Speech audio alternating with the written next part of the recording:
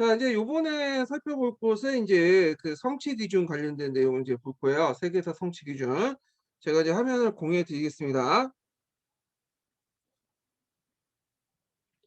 아, 제가 잘못했네요. 화면을 이렇게 공유하는 게 아니라.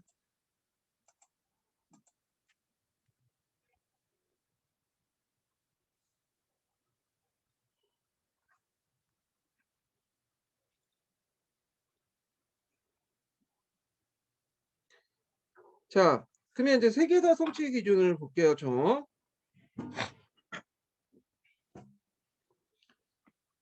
자, 그 인류의 출현과 문명의 발생에서 이제 세계사의 의미를 이제 이해하고 세계사 학습의 필요성을 인식한다. 인류가 출현하고 퍼져나가는 과정을 파악한다. 자, 구석기와 신석기 시대의 생활 모습을 통해 인류 사회의 발전을 이해하고 자, 이러한 발전이 문명의 탄생으로 이어가는 과정을 탐구한다. 각지에서 문명이 다양하게 발전해 나가는 모습을 알아본다. 이렇게 있죠. 그래서 이제 인류사의 발전, 여기 키워드가 될 수가 있겠죠. 예. 자, 그 다음에 이제 그 밑에 이제 성취 수준이 쭉 나와 있어요. 이 부분에. 자, 그러면 성취 기준 해설을 보면 이제 그 3번을 볼게요. 1-3번. 자, 여러 지역의 탄생한 문명의 내용을 조사하여 공통점과 차이점을 이제 설명한다. 그래서 청동기 사용과 문자의 발명, 계급의 그 발생, 도시와 국가의 형성 등이 문명의 발생으로 이어졌음을 이해한다. 그래서 중국, 인도, 메소포타미아, 이집트 등지에 발생한 문명이 다양하게 발전해 나가는 모습을 탐구한다. 이렇게 있죠. 그래서 여기 키워드는 문명의 발생 부분이에요. 문명 발생.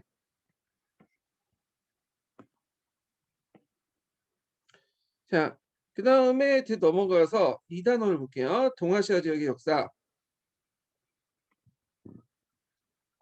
중국의 여러 왕조와 통일제국의 전개 과정과 일본 고대 국가 형성 과정을 살펴보고 자, 이를 통해 동아시아 문화권의 성격을 파악한다. 예. 키워드가 여기 동아시아 문화권이죠. 그 다음에 다양한 민족이 서로 관련 맺으며 역동적 활동한 모습을 통해 정통시대 동아시아 사회를 이해하고 이해와 같은 세계사적 의미를 살펴본다. 또한 일본의 역사적 흐름과 정통 문화가 형성하는 과정을 탐구하여 오늘날 일본을 이해하는 실마리를 찾는다. 이렇게 있는데 자, 여기에 이제 내용이 세계사적 의미, 여기 키워드가 될 수가 있겠죠. 그다음 일본의 역사적 흐름과 정통 문화 형성 과정. 음. 그 여기 보면 일본의 역사적 흐름, 정통 문화 이것도 키워드가 될 수가 있겠죠. 그다음 그 밑에 이제 내용이 이제 성취 기준과 관련된 내용이고요. 그다음에 그 밑에 이제 성취 기준 해설이 있는데 자, 2-1번 내용을 볼게요. 춘추 전국시대부터 수단까지 중국사의 전개 과정과 일본의 고대 국가 형성 과정을 살펴보고 동아시아 문화권 성격을 이해한다. 그래서 춘추 전국시대에서 지난 수단에 이르는 시기와 내용을 학습하여 통일제국이 이루는 중앙집 잠깐만요. 여기 들어가. 자, 지난 수단에 이르는 내용을 학습하여 통일제국이 이르는 중앙집권 체제를 파악하고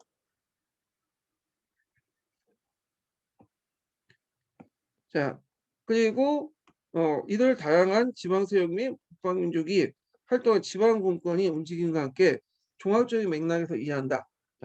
자, 여기에서 이제 키워드는 지방 공권, 그다음 종합적 맥락 뭐 이런 것들 키워드가 될 수 있고요.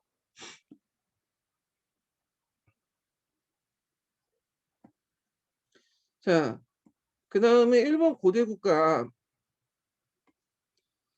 모습에서 오늘날 일본 사회의 이루는 이해하는 단초를 찾는다.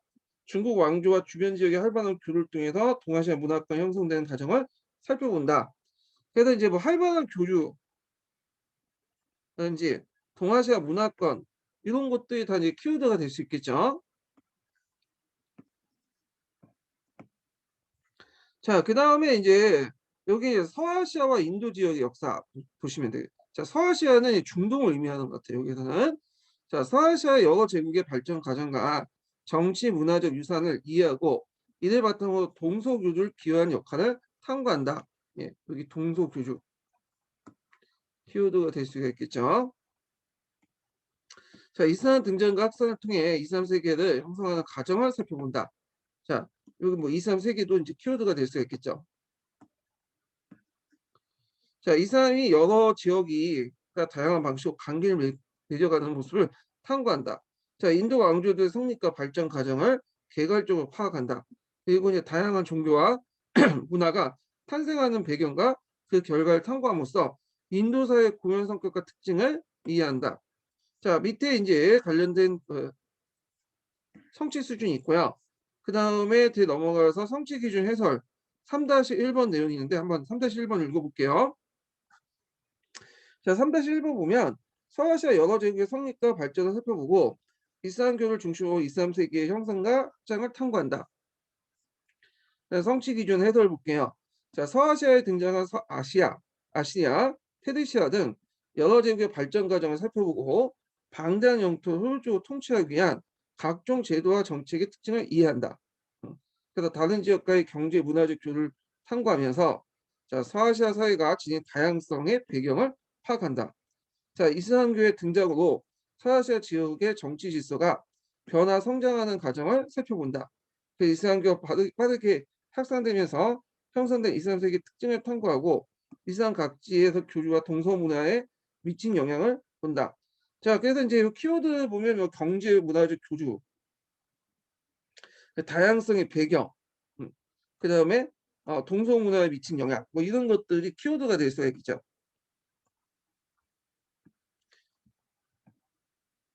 자, 특히 이제 이슬람과 각자의 교류가 동서 문화에 미치는 영향은 제 생각에는 한번 기출에 언급될 가능성이 있을 것 같아요. 그것도 이제 좀 유의해서 보시고, 그 다음에 이제 유럽 아메리카 지역의 역사를 볼게요. 자, 그리스와 로마의 고전 문화, 기독교, 게르만 민족들의 요인을 중심으로 유럽 세계 형성 과정을 살펴보고 유럽의 봉건사의 성립과 변화 모습을 통해 이 시기의 역동적인 역사상을 파악한다. 그래서 이제 신학로의 개척 이후에 유럽의 흥기를 탐구하고 자, 시민혁명과 산업혁명의 역사적 의미를 해석한다. 자, 그 밑에 이제 성취 수준이 좀 나와 있죠. 예, 성취 수준. 그 다음에 이제 성취 수준에서 04-1번을 볼게요. 1번. 자, 그리스 로마 문명의 특징을 이해하고 그리고 고대 지중해 세계 형성과 발전에 대한 것을 탐구한다는 의미인데 자, 그리스 로마 문명을 통해서 오늘날 유럽 사회가 형성하는 근원을 접근해 본다. 서유럽 사회가 게르만 민족 이동 이후 중세 사회 봉건 사회적 이행 과정을 살펴보고 크리스교의 성립과 발전이 서유럽 사회와 비잔틴 제국에 미친 영향을 살펴본다. 자, 뭐 이행하는 과정, 뭐 미친 영향 이런 것도 이제 같이 키워드 이제 파악을 해주시는 게 좋겠죠.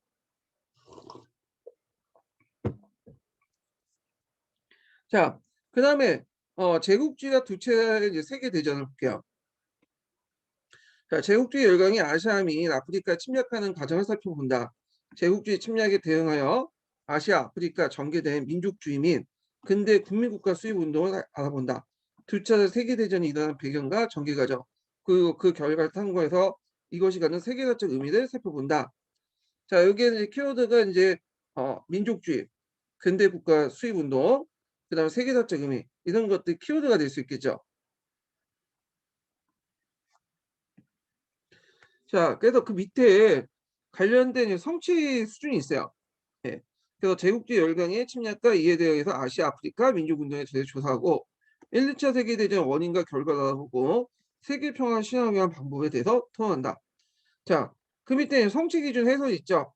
자, 제국주의 세계 분할이 1차 세계대전을 이어가는 과정을 살펴보고 각국에서 전개된 민족운동과 관련 지역 파악한다. 그래서 대공황 이후에 등장한 전체주의가 2차 세계대전을 이어가는 모습을 살펴보고 세계대전을 경험한 국제사회가 전쟁의 발발을 막고 평화를 유지하기 위한 다양한 노력을 정리함을 이해한다. 자, 그래서 이제 여기에서 이제 키워드는 제국주의의 어떤 세계 분할, 그다음에 전개된 민족운동, 그다음에 이제 이런 것들이 이제 뭐냐면 키워드가 되겠죠.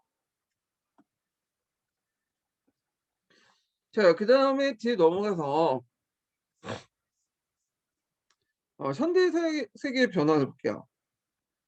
자, 저는 냉전 체제의 성립과 전개, 붕괴 과정을 통해 현대사의 흐름을 파악함으로써 오늘날 세계적 세계를 이해하는 기반을 마련한다. 자, 현대사의 흐름. 요게 이제 키워드가 될 수가 있겠죠. 자, 그다음 뭐 세계화 정보화 뭐 이런 것도 키워드가 될 수 있겠고. 자, 그래서 세계화 정보화 등 현대사의 다양한 특징을 이해함으로써 인류가 당면할 문제 해결 방안을 모색하고 미래 세계를 전망하는 안목을 키운다. 요것도 뭐 미래 세계가 나오네요. 동아시아도 나오더니. 예. 그래서 그 밑에가 이제 뭐냐면 성취 기준 수준을 이제 쭉 얘기해요. 예. 자, 그 성취 기준 해설에서 이제 06-02번을 보면요. 세계화와 과학기술 혁명이 가전 현대사의 변화를 파악하고 지구촌의 갈등과 분쟁을 해결하도록 태도를 키운다. 세계화 정보와 과학기술의 발달 등 현대사의 다양한 특성을 이해한다.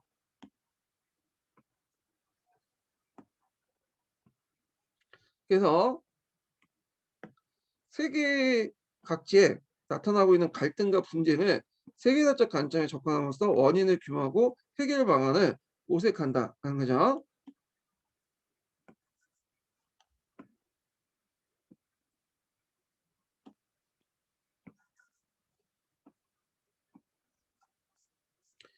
자, 그래서 이제 이렇게 이제 좀 봤고요. 그 다음에 이제 세계사 교수학습 방법 및 평가 부분을 볼게요.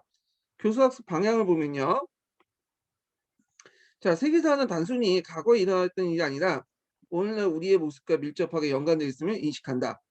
세계사 내용을 단순히 단수나 파편화하는 학습보다는 이것의 전체적 의미와 흐름을 파악한다. 키워드가 전체적 의미와 흐름. 키워드가 될 수 있겠죠. 자, 그다음에 이제 과거의 사실과 사건 중에 중요한 내용을 선정하고 각 사실과 사건의 연관관계를 부각시켜 학습자 스스로가 역사적 개념을 정립하도록 한다. 자, 이를 토대로 역사적 사실에 대한 일반화 능력을 함양할 수 있다. 자, 여기에서 이제 키워드 같은 게 연관관계, 뭐 그다음에 역사적 개념, 일반화 능력 이런 것들이 키워드가 될 수 있겠죠.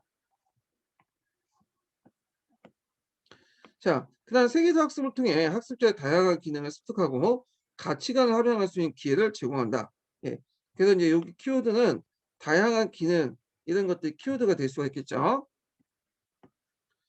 그리고 이제 학습자 스스로 역사적 지식의 형성 과정을 비판적으로 선처할 수 있도록 역사적 사건에 대한 다양한 해석 가능성을 제시한다.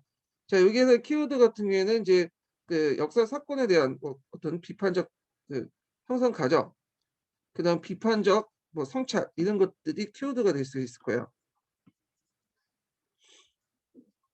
자, 그다음에 6번을 보면 학습 목표와 내용을 고려해서 독서 활동, 동아리 활동, 현장 체험 학습, 극화 학습, 협동 학습, 의사결정 학습, 인물 학습, 사료 학습, 문화재 학습, 프로젝트 학습 등 다양한 교수 학습 방법을 활용한다. 그냥 세계사와 관련된 다양한 시청각 자료를 활용하여 학습자의 동기나 흥미를 유발하여 다양한 문제에 대한 해결 능력을 기르도록 이제 한다는 거죠. 자, 그 다음에 이제 뭐 2-4단원은 지역사 위주로 교수학습을 진행하되 지역 간의 교류 및 관련성을 보여주는 자료를 보조적으로 제시하여 학습자의 역사적 시각을 확대하고, 자, 정보의 사회에 부응하여 학습자의 관심과 흥미를 높이기 위해 사이버 박물관 탐방학습, 정보통신기술 활용학습, 인터넷 교육, 영화 활동 활용교육, 이러닝 교육, 제작학습 등 컴퓨터 기반의 역사학습에 적극적으로 활용하여 창의적 역사 수업이 이루어지도록 한다. 그 다음에 교수학습 방법의 적절한 개선을 위해서 다양한 방법 학습자의 만족도를 확인한다. 이렇게 있고요. 자, 평가 방향을 볼게요. 자, 역사적 사실뿐만 아니라 역사의 흐름, 인과관계, 역사의 의미를 알고 있는지 추측할 수 있는 다양한 평가 문항을 개발한다. 자, 여기에서 키워드는 자, 역사적 흐름, 뭐 인과관계, 역사적 의미 이런 것들이 키워드가 될 수가 있겠죠. 자, 그 다음에 이제 보면 세계사 학습을 통해 습득한 가치관과 학습 태도를 측정할 수 있도록 서술, 논수형 및 수행평가를 적극적으로 활용하고 있고요. 그래서 진단평가, 형성평가 등을 이용해 상시적으로 학습자 이해 수준을 측정한다. 학습자 이해 수준이죠. 자, 그 다음에 논술, 발표, 토론, 제작 활동 등의 수행 평가를 통해 학습자가 역사를 간접적으로 체험해 볼 수 있는 기회를 제공한다. 예, 요거 키워드가 이제 평가가 수행 평가죠. 자, 그 다음에 이제 평가 시에는 평가 사항, 평가 방법, 평가 기준을 학습자에 미리 알려주어 평가가 역사 학습에 적극적으로 도와줄 수 있도록 한다. 예. 그 다음에 진단평가, 형상평가, 총괄평가, 수행평가를 적절하게 활용하여 학습 의욕을 자극하고 성취도를 높이며 그 다음에 학습 과정과 평가의 연계성을 높일 수 있다. 자, 여기 키워드는 성취도, 그 다음에 연계성 이런 것들이 키워드죠. 자, 그래서 이제 그 성취도와 학습 과정의 그 평가의 연계성 이런 것도 이제 기억을 해두시면 될 것 같고요. 자, 그다음 7번을 보면 자, 수행평가를 실시할 경우에 사전에 명확한 평가 기준이 있으시죠. 이거는 되게 중요해요. 이거 뭐 키워드를 떠나가지고 역교동과 관련돼서도 상당히 중요한 내용이죠. 이거는요. 그래서 이걸 통해서 평가의 신뢰성과 공정성을 확보한다. 예. 그래서 평가의 신뢰도 공정성 확보 이런 것들이 이제 있고 자, 그다음 수행평가는 자기평가나 동료평가, 포트폴리오, 연구 보고서 등 다양한 방법으로 타당과 신뢰도를 고려해서 실시하고 이를 확대 실시할 때는 더욱 주의 기울여야 한다. 여기에서 키워드는 타당도와 신뢰도야. 자, 그래서 이제 요 내용들 파악을 해두시고요.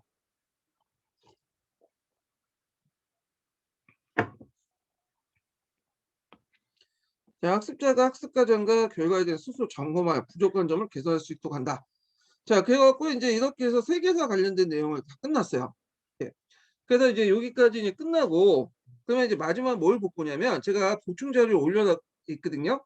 그걸 좀 한번 다운받아 보세요. 자, 제가 이제 7차 교육과정 교과서 변천 과정을 좀 정리했어요. 여기 보시면 예, 보이시죠? 예. 이게 예전에 기출에 한 2번 정도 언급됐어. 기출 문제로. 그러니까 이제 7차 교육과정, 07년 교육과정, 09년 교육과정 이런 것들이 이제 뭐냐면 교과서가 뭐가 있는지 심화 과정에 뭐가 있는지 이런 것들이 문제에 나왔거든요. 그러면 이제 좀 한번 정리를 하는 김에 제가 표를 만들어 갖고 정리했는데 자 여기 7차 교육과정을 볼게요. 자 7차 교육과정은 국민교통 기본교육과정에서는 중학교 2학년 3학년 때 국사, 정치사, 유제, 통사를 배우고요. 그 다음에 국민공통 기본과정 고1 때는 국사를 배워요. 그때 이제 예전에 하면 시험 문제 나왔던 게 분야사를 중심으로 했다 했죠. 연대기가 아니라 분야사를 중심으로 이렇게 배웠다고 되었고요. 그 다음에 선택 심화 과정에서는 한국 근현대사 세계사가 있어. 그래서 한국 근현대사 세계사. 지금 이제 30대이신 분들은 이제 한국 근현대사 과목을 한 번씩 배우고 오셨을 거야. 예.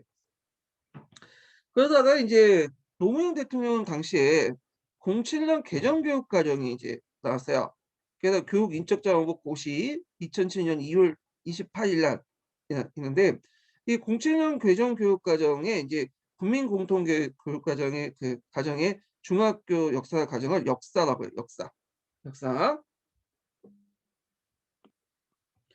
자, 역사 과목의 특징이 뭐냐면 예전에 세계사가 사회과에서 이제 속했었잖아요. 근데 이제 여기에서는 과목은 그대로 두되 역사라는 과목을 들어가서 세계사가 이제 역사 선생님이 가르치게 돼요. 자, 그래서 이제 중학교 2학년, 3학년에서는 주로 정근대사 위주의 한국사, 세계사 이렇게 이제 배우게 되죠. 정근대사 위주의. 그래서 이거는 이제 예전에 이렇게 계열성을 확보하기 위한 거야. 역사 같은 경우에는 이제 논리적 계열성 확보가 좀 힘들죠.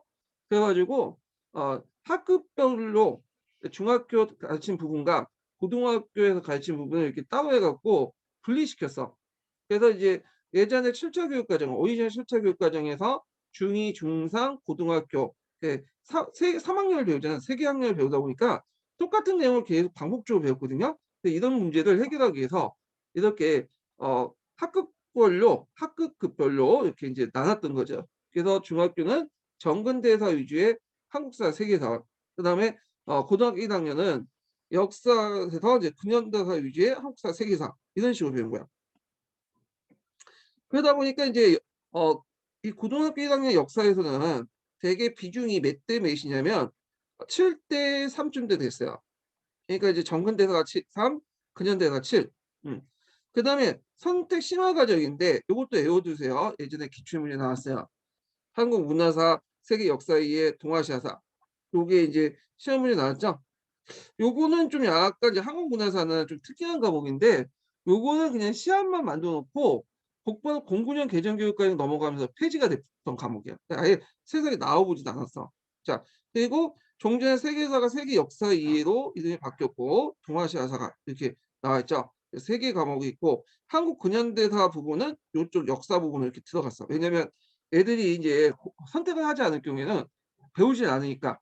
그래서 요 고등학교의 역사 부분에 들어갔다.